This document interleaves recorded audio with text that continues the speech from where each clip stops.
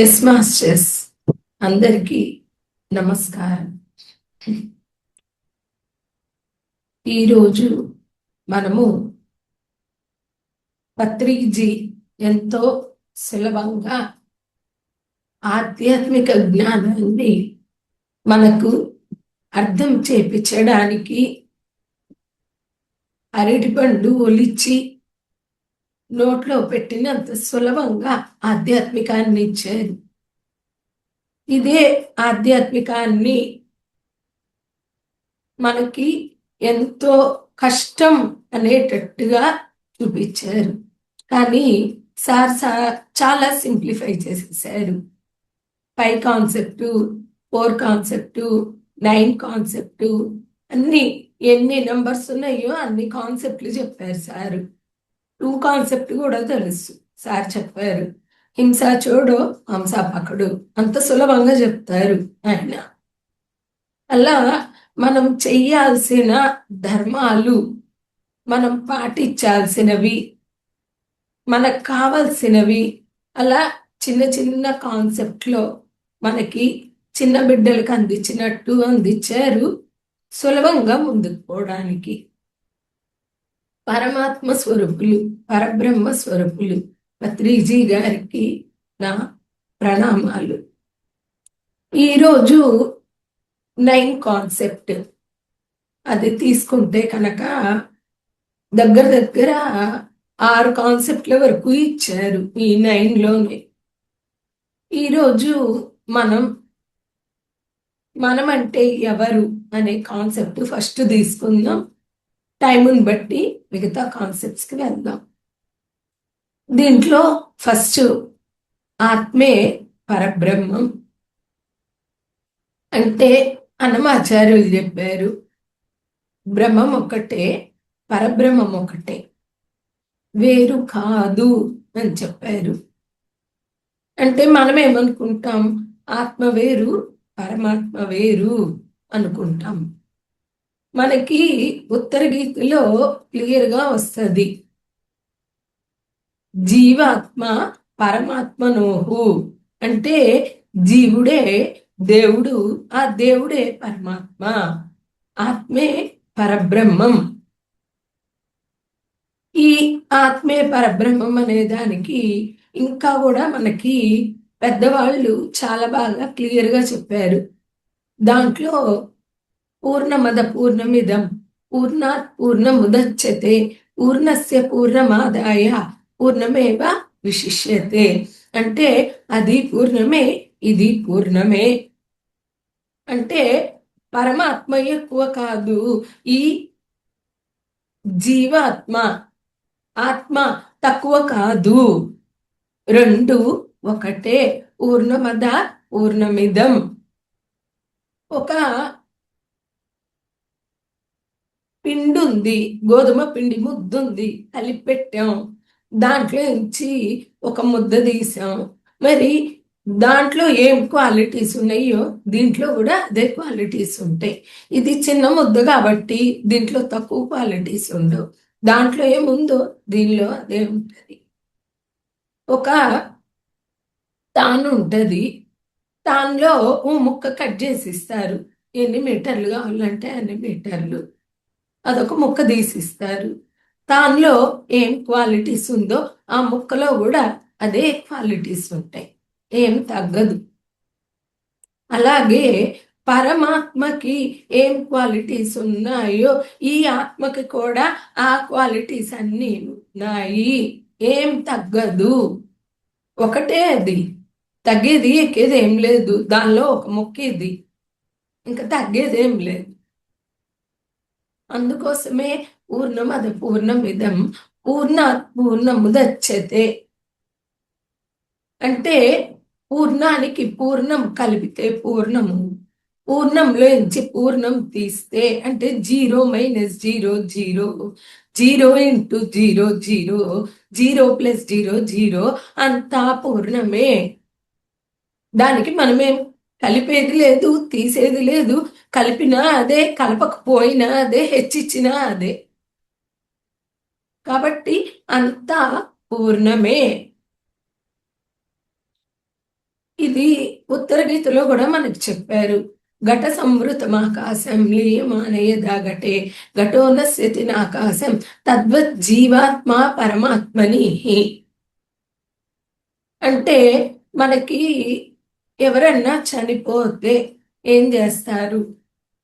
కుండ పగలగొడతారు. అలా 3 సార్లు తిరిగి కుండ పగలగొడతారు. మనకి ఆచారాల పేరిట జ్ఞానాన్ని ఇచ్చారు. మనం ఆచారాలు చేస్తున్నాం కానీ జ్ఞానాన్ని వదిలేసాం. ఆ ఇచ్చిన దానిలో డీకోడ్ చేసుకోలే మనం.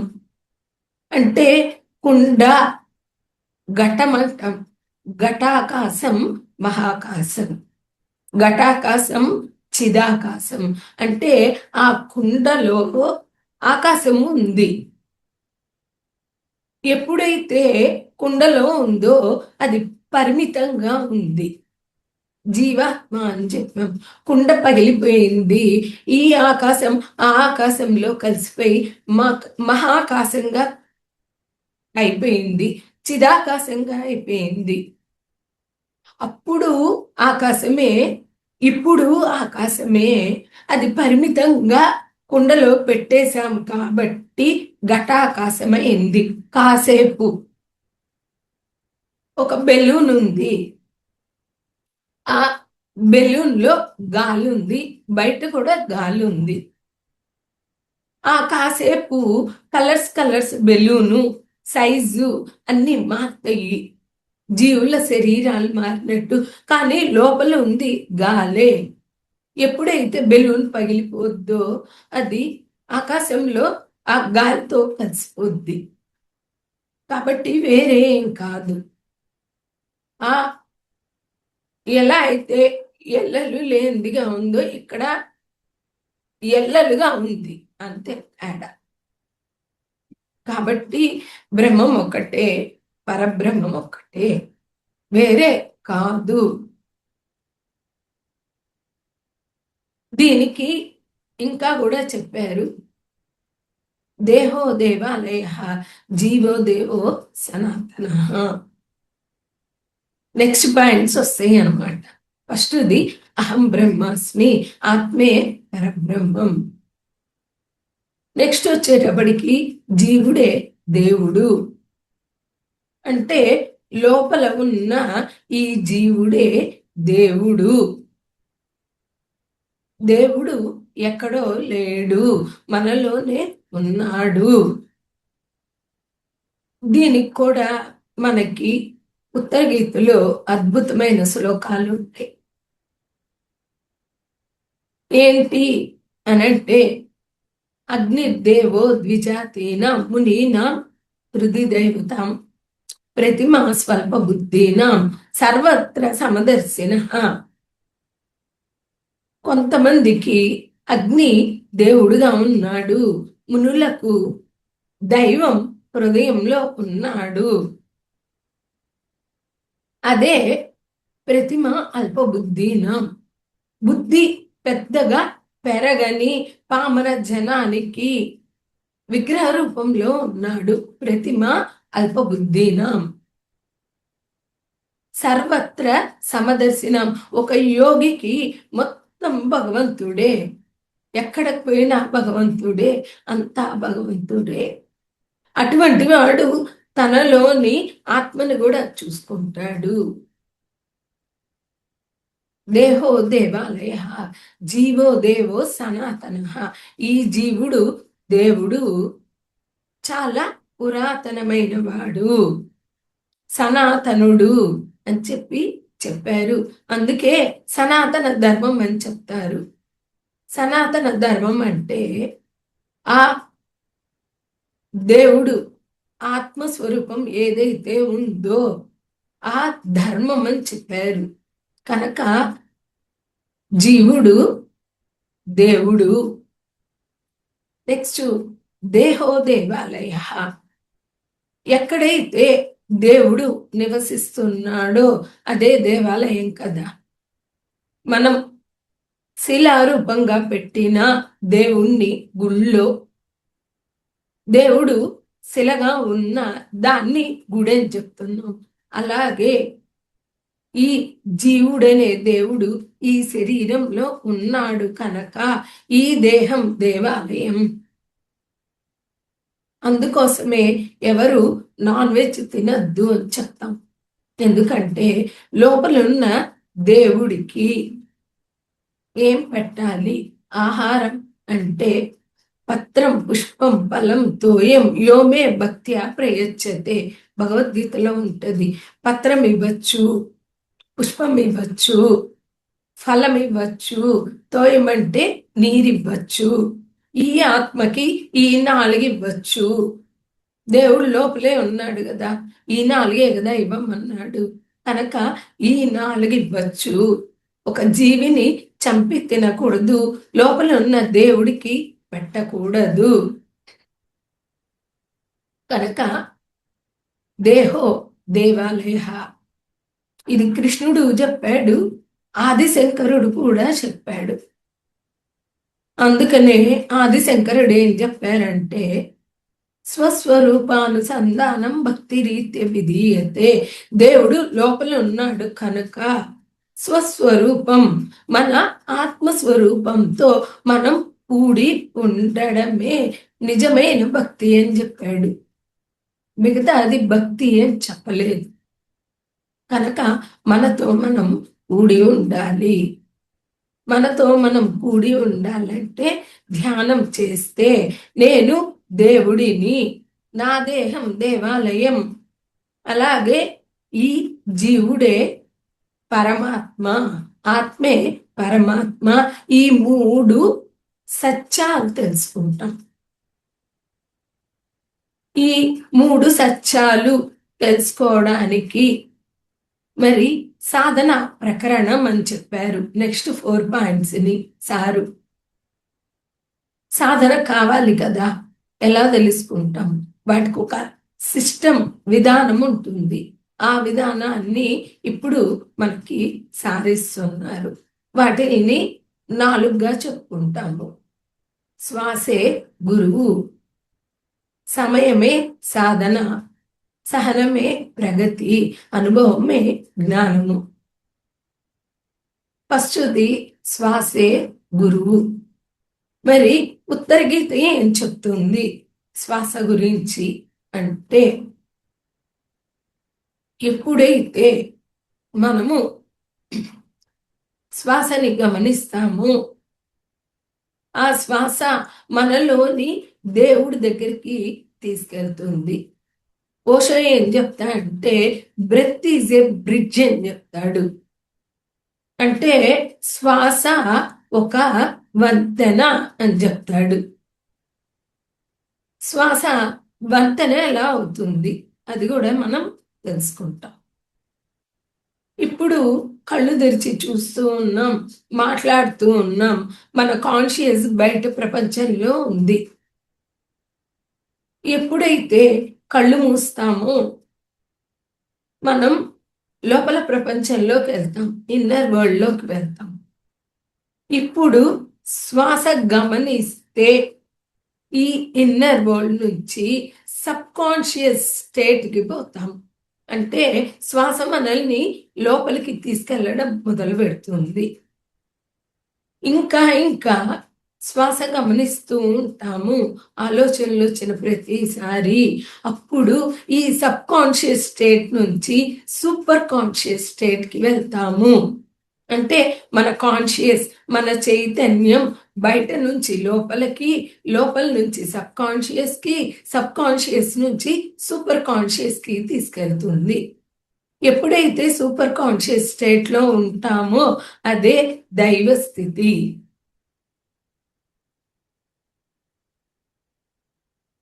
అంటే మనం దైవం దగ్గర కూర్చుంటాం, మనలోని దైవం దగ్గర స్టే చేస్తాం.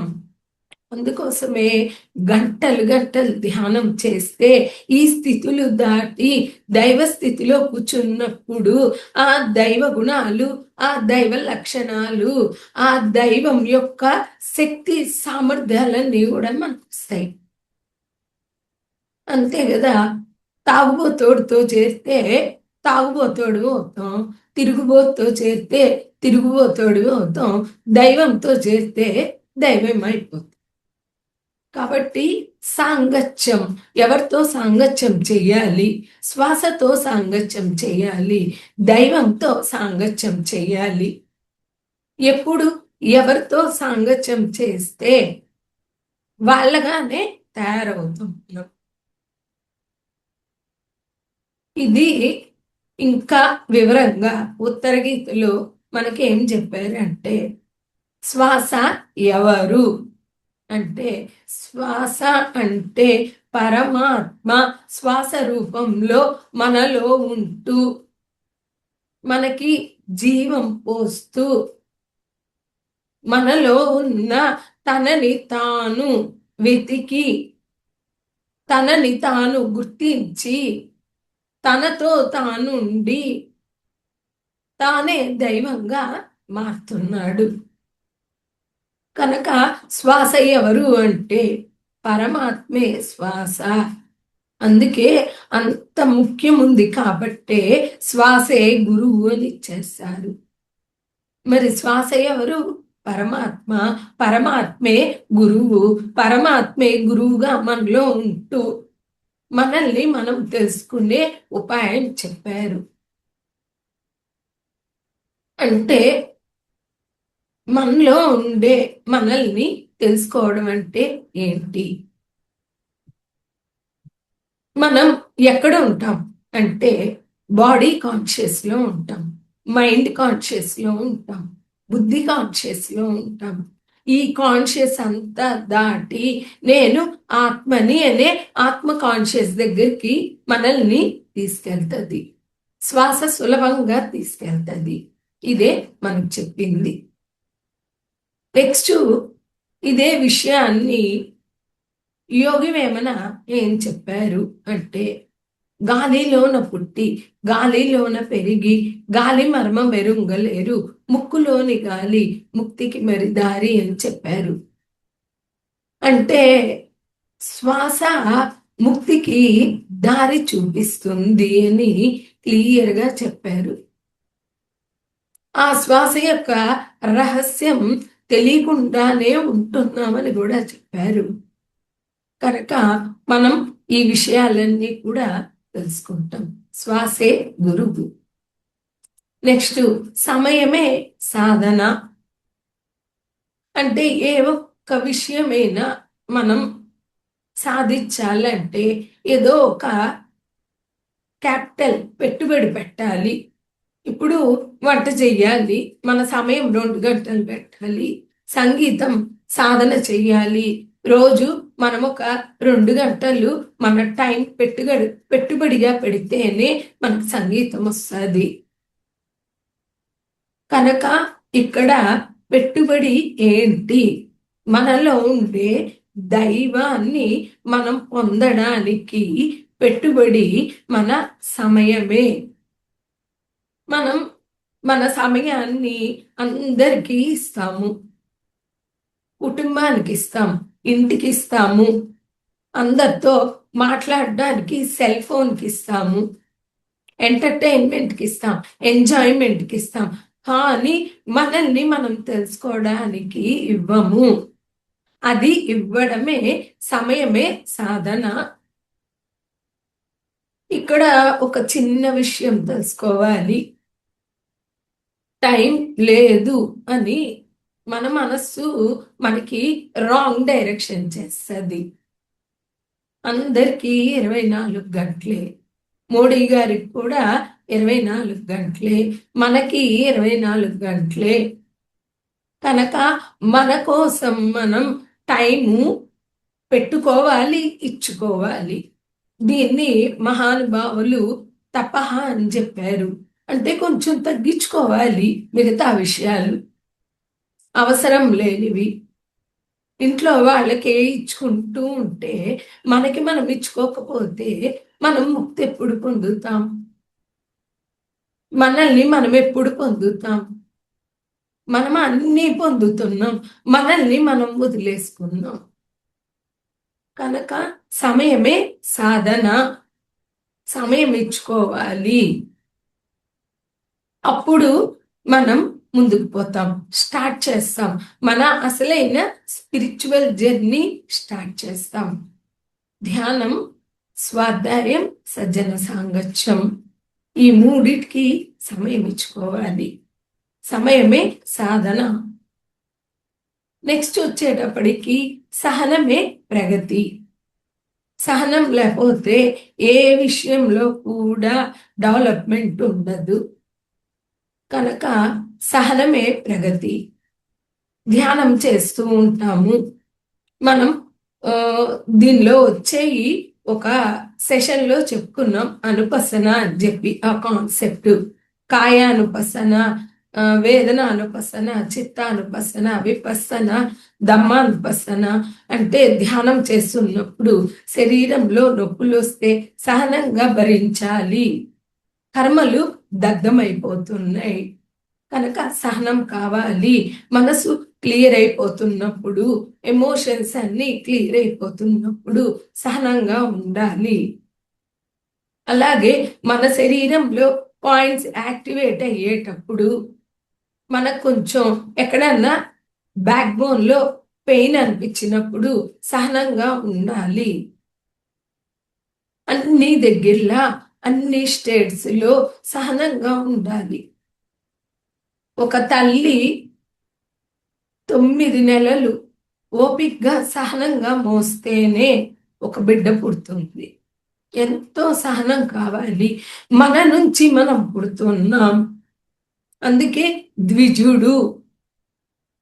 ద్విజుడు అంటే మళ్ళీ పుట్టడం.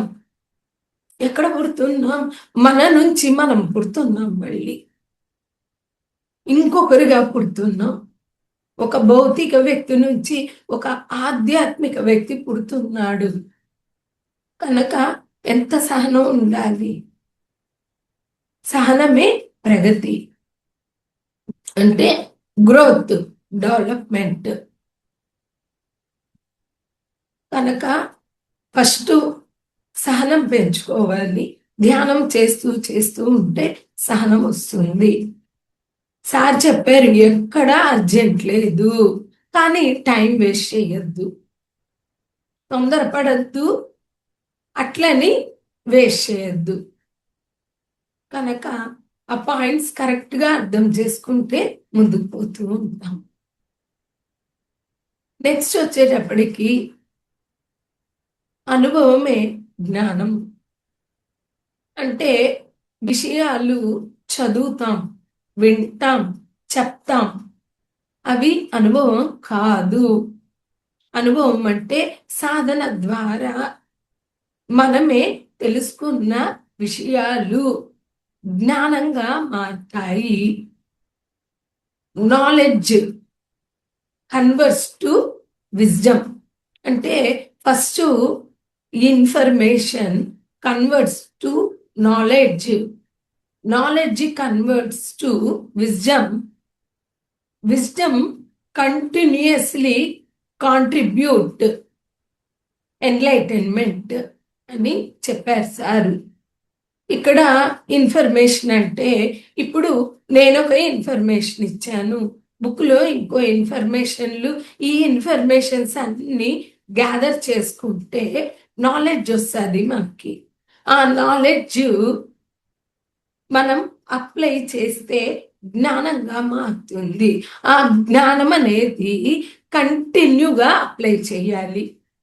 అంటే ఈరోజు ధ్యానం చేస్తే కాదు, రేపు కూడా ధ్యానం చేయాలి, ఎల్లుండి కూడా ధ్యానం చేయాలి. అంటే కంటిన్యూగా కాంట్రిబ్యూట్ చేయాలి. అప్పుడే ముక్తి మోక్షం వస్తుంది. రోజు స్కూల్కి వెళ్తేనే మనకి చదువు వస్తుంది. 4 రోజులు వెళ్ళి 4 రోజులు మానేస్తే ఏమీ రాదు. కాబట్టి కంటిన్యూ కాంట్రిబ్యూషన్ అంటే ఎన్లైటన్మెంట్, ముక్తి వస్తుంది. కనుక మనము అనుభవమే జ్ఞానము. నాలెడ్జ్ దగ్గర నుంచి అనుభవ జ్ఞానం వరకు, అంటే నేను దేవుణ్ణి అని తెలుసుకునే వరకు మనము కంటిన్యూగా చేస్తే ఎప్పుడైతే దైవాన్ని కలుస్తామో, దైవ స్థితిలో ఉంటామో, అలా ఉండడమే ముక్తి అనేది మనకు తెలిసిపోద్ది. అసలు ఆ స్థితి పొందడం ఏంటి? లైట్లోకి పోవడమే, కాంతిలోకి పోవడమే ముక్తి. లైట్ వస్తే ఇంకేముంది, మొత్తం కనపడుతుంటాయి. ఏది కావాలో తీసుకుంటాం, ఏదొద్దో వదిలేస్తాం, ఎక్కడ కూర్చోవాలో జాగ్రత్తగా కూర్చుంటాం. మన పొజిషన్ మొత్తం మనకు తెలిసిపోద్ది. కాబట్టి అనుభవమే జ్ఞానము. ఇది సాధన ప్రకరణం అని చెప్పారు సారు. ఒక్కసారి ఫస్ట్ నుంచి చూస్తాం. ఆత్మే పరమాత్మ, జీవుడే దేవుడు, దేహమే దేవాలయం, శ్వాసే గురువు, సమయమే సాధన, సహనమే ప్రగతి, అనుభవమే జ్ఞానము. నెక్స్ట్ చెయ్యాల్సిందేంటి? అవుట్పుట్ అంటే దానమే ధర్మము, పుణ్యము. అంటే మానవుడు దానం చేసి పుణ్యం అనుకుంటాడు. కాదు, దానం చెయ్యడం మన ధర్మము. ఇది సూక్ష్మంగా ఉండే విషయాన్ని పత్రిజీ క్లియర్గా ఇచ్చారు మనకి. ఏం దానం చేయాలి అంటే మనం ఆధ్యాత్మికతలోకి వచ్చే వరకు వస్త్రదానం, అన్నదానం, విద్యాదానం ఇవన్నీ చేస్తుంటాం. అవన్నీ చేశాం కాబట్టే యోగ ద్వారాలు తెరుచుకొని తెరవబడి ఈ యోగంలోకి వస్తాం, ధ్యానంలోకి వస్తాం. ఇక్కడికి వచ్చాక ఏం దానం ధర్మం చేయాలి అంటే జ్ఞానదానం చేయాలి, ఆధ్యాత్మికంగా అన్నదానం చెయ్యాలి. అంటే భోజనం పెట్టాలి, ధ్యానం నేర్పించాలి. ఉత్త భోజనం చేస్తే భౌతిక దానము, భోజనం పెట్టి ధ్యానము జ్ఞానం ఇస్తే అది ఆధ్యాత్మికంగా కరెక్ట్ అయిన దానం చేసినట్టు, సరి అయిన దానం చేసినట్టు. ఎప్పుడైతే దానమే ధర్మము, మనం చేయాల్సినవి మన ధర్మం ప్రకారము కరెక్ట్గా చేస్తే, ఆ దానం చేస్తే అది మన ధర్మము. మన ధర్మాన్ని మనం కరెక్ట్గా చేయడమే పుణ్యము. కనుక దానం చేయడం మన ధర్మము. ఎప్పుడైతే మన ధర్మం మనం కరెక్ట్గా చేస్తామో అది పుణ్యము. ఎలా అయితే మన పిల్లల్ని పెంచుకుంటాం, తన్ మన్ ధన్, శరీరము, మనస్సు, డబ్బు ఖర్చు 3 పెడితే మన బిడ్డలు పెరుగుతారు, ప్రయోజకులు అవుతారు. అదే విధంగా మన బాధ్యతలతో పాటు మనకి యూనివర్స్లో ఉండే మిగతా అందరినీ చూసుకునే బాధ్యత కూడా ఉంది. పరోపకారార్థం ఇదం శరీరం. ఇతరులకు ఉపకారం చేయడానికే ఈ శరీరం ఇవ్వబడింది. కనుక ఆ చిన్న సర్కిల్ నుంచి బయట వచ్చి నేను నా కుటుంబమే కాదు, అంతా వసుదైక కుటుంబం అని తెలుసుకొని అక్కడ మనం మన ధర్మం చెయ్యాలి. ఒక్క సెకండ్ మాస్టర్స్.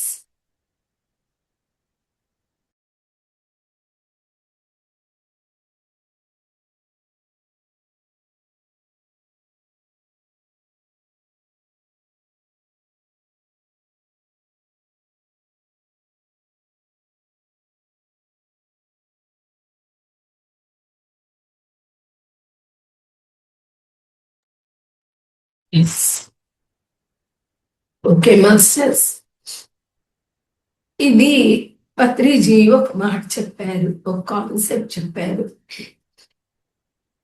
ఏంటంటే ఒక గాంధీజీ సొసైటీ నుంచి తీసుకుందెంత, ఇచ్చిందెంత. ఒక మదర్ తెరీసా సొసైటీ నుంచి తీసుకున్నది ఎంత, ఇచ్చింది ఎంత? అంటే వాళ్ళు తీసుకుంది కొంచెం, ఇచ్చింది ఎంతో ఎక్కువ. నిద్రలేస్తే మనం అన్ని సొసైటీ నుంచే తీసుకుంటున్నాం. న్యూస్ పేపర్, పాల ప్యాకెట్టు, చదువులు, వైద్యం, అలాగే తిండి, తిప్పలు, మొత్తం ఇక్కడి నుంచే తీసుకుంటున్నాం.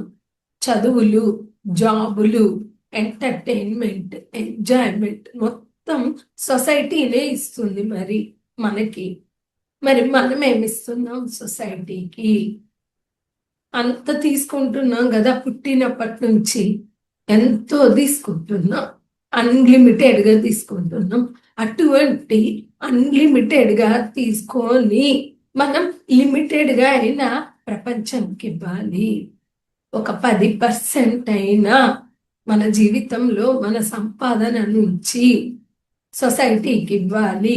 తన్ మన్ ధన్, సర్వీస్ చేయాలి, ధనం ఖర్చు పెట్టాలి, మంచి ప్లాన్స్ వేయాలి. ఎలా మనం ఇతరులకి సేవ చేయగలం, ఎంత అదృష్టం, ఎంత అవకాశం. అందుకే మానవ సేవే మాధవ సేవ అని చెప్పారు. పత్రిజీ మాధవ సేవే మాధవ సేవ అని చెప్పారు. అక్కడ మానవుడికి సేవ చేస్తాం ఫస్ట్ భౌతికంగా, దేవుడు అనుకోని చేస్తాం. ఇక్కడ నువ్వే దేవుడివి అని చెప్పి సేవ చేస్తాం. అదే మాధవ సేవే మాధవ సేవ అని చెప్పారు. ఇది మాస్టర్స్ మనకి ఒక 9 కాన్సెప్ట్. ఇది ఫస్ట్ కాన్సెప్ట్.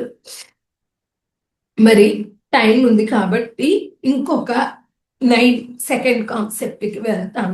మిగతా ఉంటే మనం రేపు కంటిన్యూ చేసుకుంటాం. నెక్స్ట్ వచ్చేటప్పటికి ధర్మాలు, నవవిధ ధర్మాలు. మానవుడికి 9 ధర్మాలు ఉన్నాయి. ఆ ధర్మాలేంటి అంటే, ఫస్ట్ స్వధర్మము అంటే ఆత్మధర్మము, రెండవది పరధర్మము, మూడవది మిత్రధర్మము, నాలుగవది కరుణా ధర్మము, నెక్స్ట్ది శాంత ధర్మము, స్వాధ్యాయ ధర్మము, ఆహార ధర్మము, వినయ ధర్మము, దాన ధర్మము. ఇవి 9 కూడా నవవిధ ధర్మాలు ఒక మానవుడికి. పత్రిజీ ఇది మనకి కడతాల్లో ఇచ్చారు. ఫస్ట్ది స్వధర్మం, ఆత్మధర్మం ఏంటి? సర్వధర్మాన్ పరిత్యజ్య మామేకం శరణం వ్రజ అహం త్వా సర్వ పాపేభ్యో మోక్షయిష్యామి మా శుచః.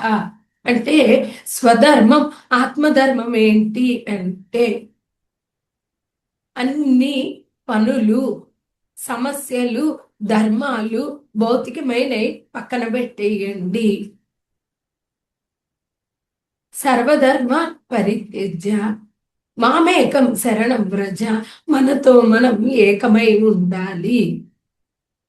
అప్పుడు అహంత్వా మన పూర్ణాత్మ సర్వ పాపేభ్యో మన యొక్క సమస్త కర్మలు దగ్ధం చేసి మోక్షయిష్యామి మా శుచః మోక్షానికి కావలసిన దారిని, ఆ స్థితికి వెళ్ళడానికి మనకి సహాయం చేస్తుంది.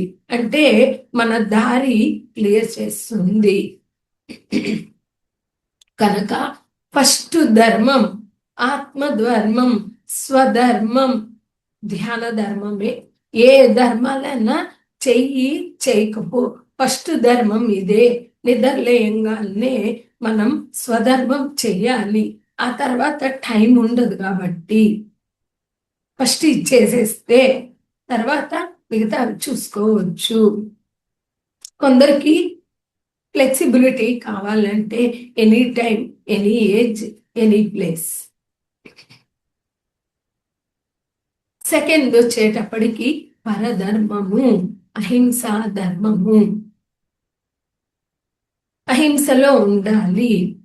ఇతర జీవులకి కష్టం ఇవ్వకూడదు.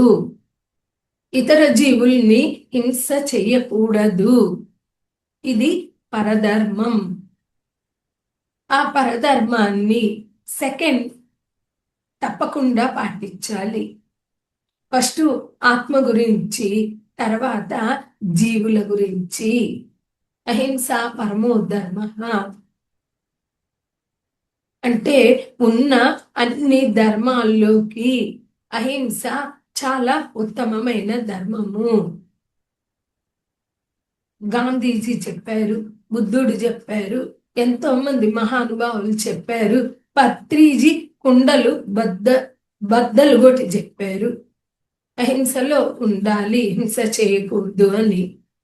ఇది రెండో ధర్మము. మూడోది మిత్రధర్మము. అంటే మిత్రత్వం. మైత్రేయుడు, మైత్రేయ బుద్ధ. ఒకప్పుడు బుద్ధుడు చెప్పాడు, నేను మైత్రేయ బుద్ధుడుగా వస్తాను అని చెప్పాడు. ఎవరు వచ్చారు? పత్రిజీ వచ్చారు. వచ్చి ఏం చెప్పారు? మిత్రత్వం అని చెప్పారు. నేను మీకు మిత్రుడిని అని చెప్పారు సారు. అంటే ప్రతి దానితో మిత్రత్వం. ఈ జంతు ప్రపంచంతో మిత్రత్వం, ఆడవారితో మిత్రత్వం, మగవారితో మిత్రత్వం, ఇంకొక భాష వాళ్ళతో మిత్రత్వం, ఇంకొక రాష్ట్రం వారితో మిత్రత్వం, ఇంకొక దేశం వారితో మిత్రత్వం, ఉన్నోళ్ళతో మిత్రత్వం, లేనోళ్ళతో మిత్రత్వం. అందరితో మిత్రత్వం చెయ్యాలి, ఫ్రెండ్షిప్ తో ఉండాలి.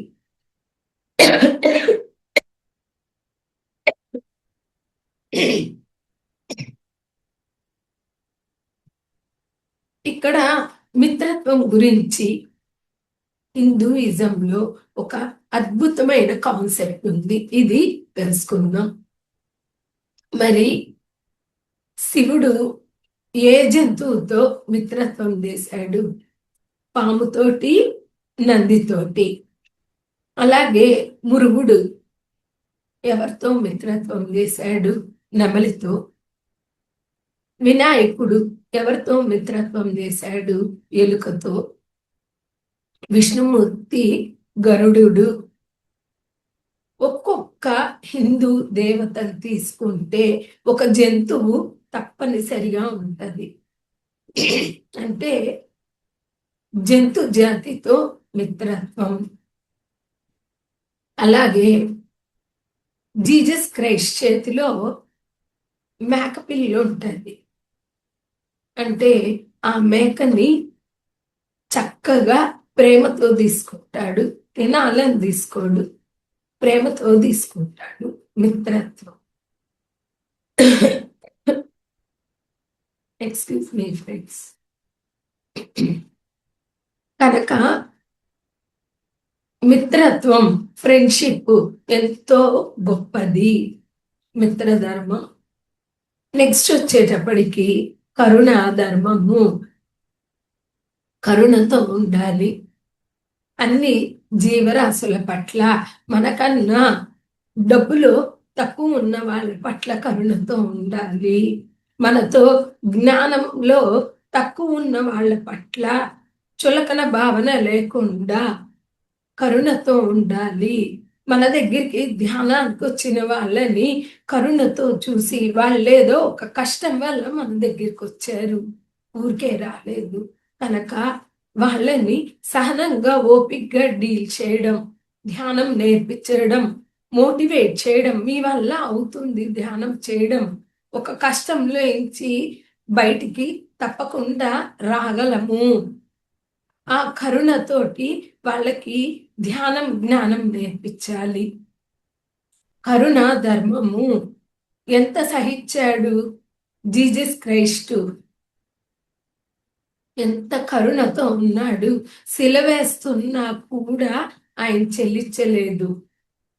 అందుకే కరుణామయుడు అని చెప్పారు.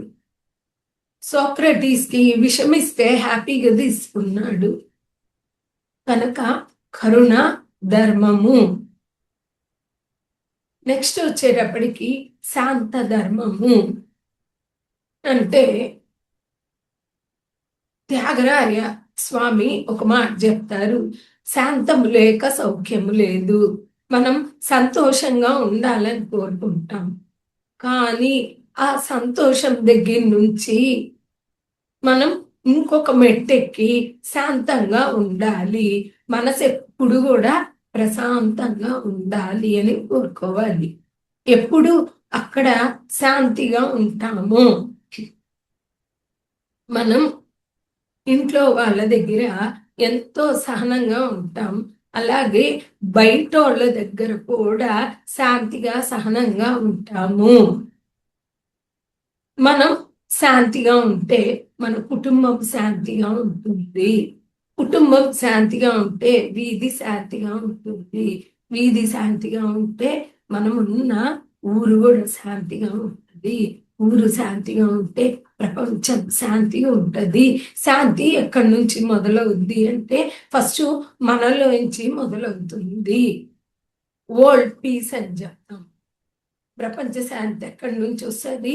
ఫస్ట్ మన దగ్గర నుంచి మొదలు పెడితే అది అలా అలా స్ప్రెడ్ అవుతూ శాంతి వస్తుంది. కనుక శాంత ధర్మము అది పాటించాలి. బుద్ధుడు చెప్తాడు, తిట్టుకు ఒక తిట్టుతో బుట్టు అవుతే వాటికి 100 అక్క చెల్లెళ్ళు పుట్టుకొస్తారని చెప్తారు. అంటే మనం ఒకటి మాట్లాడతాం, వాళ్ళు 2 మాట్లాడతారు, మనం 4 తిడతాం, వాళ్ళు 8 తిడతారు. ఇంకా శాంతి ఎక్కడ ఉంది? కాబట్టి ఆ ఒకటో దగ్గరే మనం సైలెంట్ గా ఉండగలిగితే, శాంతిగా ఉండగలిగితే అది 100 దగ్గరికి పోకుండా ఉంటది.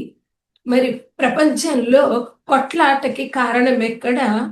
ఒక్క దగ్గర ఫస్ట్ దాని దగ్గరే ఆపకపోవడం, శాంతిగా ఉండకపోవడం. ఇది శాంత ధర్మం. పత్రిజీ చెప్పారు, ఇది కూల్ బేబీ కూల్ అని చెప్పారు. క్యూలో పోతున్నాం భోజనానికి, అన్నం అయిపోయింది, కూల్గా ఉండండి అన్నం వచ్చే వరకు. ఒక్కొక్క దగ్గర కూల్గా ఉండాలి. ఇది శాంత ధర్మము. నెక్స్ట్ వచ్చేటప్పటికి ఆహార ధర్మము. అంటే ఆహారం ఏం తినాలి? యుక్తాహార విహారస్య యుక్త చేష్టస్య కర్మసు యుక్త స్వప్నావబోధస్య యోగో భవతి దుఃఖ. ఆహారం సరి అయిన ఆహారం తీసుకోవాలి, అప్పుడే మనం ధర్మంగా ఆహారాన్ని శరీరానికి ఇచ్చినట్టు. ఇది రేపు కాన్సెప్ట్ లో ఇంకా వివరంగా వస్తుంది. సరి అయిన ఆహారం అంటే మనం శాకాహారం తినాలి, కావలసినంతే తినాలి, అప్పుడు ఈ శరీరానికి కావలసిన ఆహారాన్ని మనం సరిగ్గా ఇచ్చినట్టు. ఇది ఆహార ధర్మము. నెక్స్ట్ వచ్చేటప్పటికి స్వాధ్యాయ ధర్మము. అంటే రోజు బుక్స్ చదవాలి, గ్రంథ పఠనం చెయ్యాలి, ఈ ఆత్మకి ఆహారాన్ని అందించాలి. ఈ ఆత్మకి ఆహారం పుస్తకాలు, కనుక పుస్తకాలు చదవాలి, భగవద్గీత చదవాలి, స్వామి రామ చదవాలి, పరమహంస యోగానంద గారు రాసిన ఒక యోగి ఆత్మకథ చదవాలి, అలాగే ఆత్మాయణం చదవాలి, యూ ఫర్ ఎవర్ చదవాలి. అద్భుతమైన బుక్స్ ఉన్నాయి మాస్టర్స్. మనకి కళ్ళుండి చదవగలిగిన జ్ఞానము, బుద్ధుండి చదివితే అర్థం చేసుకోగలిగిన కెపాసిటీ ఉండి, యూనివర్సు ప్రకృతి ఇంత ఇచ్చి మనం బుక్ చదవకపోతే, మరి నెక్స్ట్ జన్మలో కళ్ళు లేకపోయినా, చదువు లేకపోయినా, చదివింది అర్థం చేసుకునే కెపాసిటీ లేకపోయినా ఎప్పుడు చదువుతాం? ఈ ఆత్మకి ఎప్పుడు ఆహారం పెడతాం? ఈ జన్మలో మనకి ఈ వసతులన్నీ ఉంటే చదవకపోతే ఎంతో నష్టపోతాం. మరి బుక్ కొనాలంటే డబ్బు కూడా ఉండాలి కదా. ఇన్ని వసతులు ఉన్నాయి అంటే మరి మనం బుక్ తప్పకుండా చదవాలి, కొని చదవాలి. చదివిన బుక్స్ ఇతరులకి ఇవ్వాలి చదవడానికి. నేను బోల్డ్ బుక్స్ చదువుతా, అందరి కోసం సబ్స్క్రైబ్ చేస్తా. ధ్యాన ప్రపంచం, స్పిరిచువల్ ఇండియా, ధ్యాన జగత్తు 3 బుక్స్ సబ్స్క్రైబ్ చేస్తా. ఇంటికి వచ్చే వాళ్ళకి తమిళ్కి వచ్చే వాళ్ళకి తమిళ్ బుక్ ఇవ్వడానికి, తెలుగు బుక్స్ ఇవ్వడానికి, ఇంగ్లీష్ బుక్స్ ఇవ్వడానికి, నేను చదవకపోయినా వాళ్ళ కోసం కూడా సబ్స్క్రైబ్ చేస్తా. ఇంట్లో వాళ్ళ కోసం, వచ్చే వాళ్ళ కోసం. మనం చదవాలి, చదివించాలి. పాత రోజుల్లో స్టాండ్ ఉండేది, చెక్క స్టాండ్ అందరి ఇళ్లలో ఉండేది. పెట్టుకొని సాయంత్రం పూట రోజు చదివేవాళ్ళు. ఇప్పుడు పుణ్యం వస్తుంది అని ఆ స్తోత్రం ఈ స్తోత్రం చదువుతున్నాం కాదు. బుక్స్ చదవాలి, మహానుభావులు ఇచ్చిన జ్ఞానం చదవాలి. ఒక బుక్ చదివితే ఒక జన్మ తగ్గిపోతుంది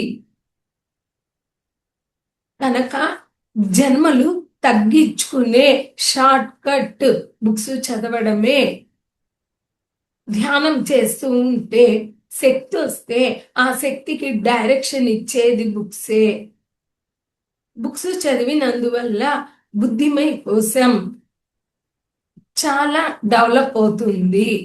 మన 7 శరీరాల్లో బుద్ధి కోసం ఒకటి, అది డెవలప్ చేసుకోకపోతే మళ్ళీ అది డెవలప్ చేసుకోవడానికి పుట్టాల్సి వస్తుంది. ఈ జన్మలోనే మనం ఫినిష్ చేసుకుంటాం, ఉపయోగించుకుంటాం. ఇది మనం స్వాధ్యాయ ధర్మం అని చెప్పుకుంటున్నాం. అందరికీ అన్ని మతాల వాళ్ళు బుక్స్ పెట్టుకున్నారు.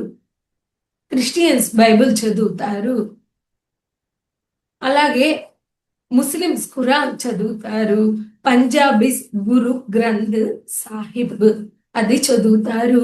మరి హిందూస్ ఏం చదవాలి? భగవద్గీత చదవాలి. భగవద్గీత మానవుడి మాన్యువల్.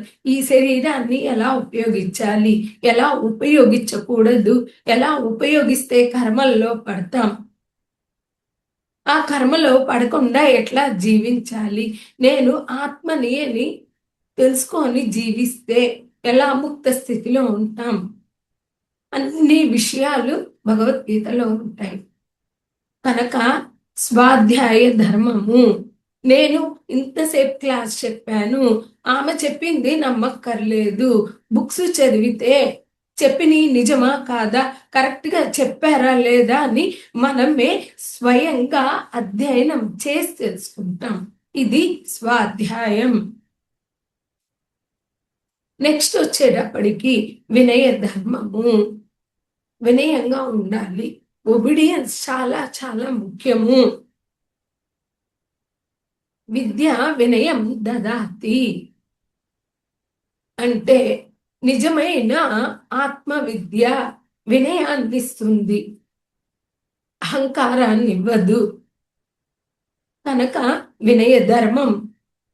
తల్లి తండ్రి పట్ల వినయము, గురువుల పట్ల వినయము, సీనియర్ మాస్టర్స్ పట్ల వినయము. ఎప్పుడైతే వినయం ఉంటుందో వాళ్ళకి జ్ఞానం అబ్బుతుంది, లేకపోతే జ్ఞానం అవ్వదు. అహంకారంగా ఉంటే జ్ఞానం ఎక్కడవుతుంది? కనుక వినయ ధర్మము. పత్రిజీ వాళ్ళ గురువు దగ్గరికి వెళ్తే నోరెత్తకుండా కూర్చుంటారు. అదే సర్వేపల్లి రాధాకృష్ణన్ రమణ మహర్షి దగ్గరికి 6 రోజులు వెళ్తే 6 రోజులు సైలెంట్ గా కూర్చుంటాడు, ఆయన చేతులు కట్టుకొని. జ్ఞానం ఎలా వస్తుంది? వినయంతో వస్తుంది. సహనంగా వినయంగా కూర్చుంటే జ్ఞానం అబ్బుతుంది. కనుక విద్య వినయం దదాతి, వినయ ధర్మము. నెక్స్ట్ వచ్చేటప్పటికి దాన ధర్మము. ఇప్పుడు ముందు కాన్సెప్ట్ లో కూడా చెప్పుకున్నాం, దానం చేయడం మన ధర్మము. ధ్యానాన్ని దానం చేయాలి, జ్ఞానాన్ని దానం చేయాలి, భోజనం పెట్టి మరీ చెయ్యాలి, అన్నదానం చెయ్యాలి. ఇది మన ధర్మము. ఇప్పుడు మనం ఒక్కసారి అన్ని ధర్మాలు రిమైండ్ చేసుకుంటాం. స్వధర్మం అంటే ధ్యాన ధర్మం, అహింసా ధర్మం అంటే పరధర్మం, మిత్రధర్మం, కరుణా ధర్మం, శాంత ధర్మం, స్వాధ్యాయ ధర్మం, ఆహార ధర్మం, వినయ ధర్మం, దాన ధర్మం. 2 కాన్సెప్ట్స్ తెలుసుకున్నాం ఫ్రెండ్స్. అందరికీ అర్థమైంది అనుకుంటాను. Thank you so much.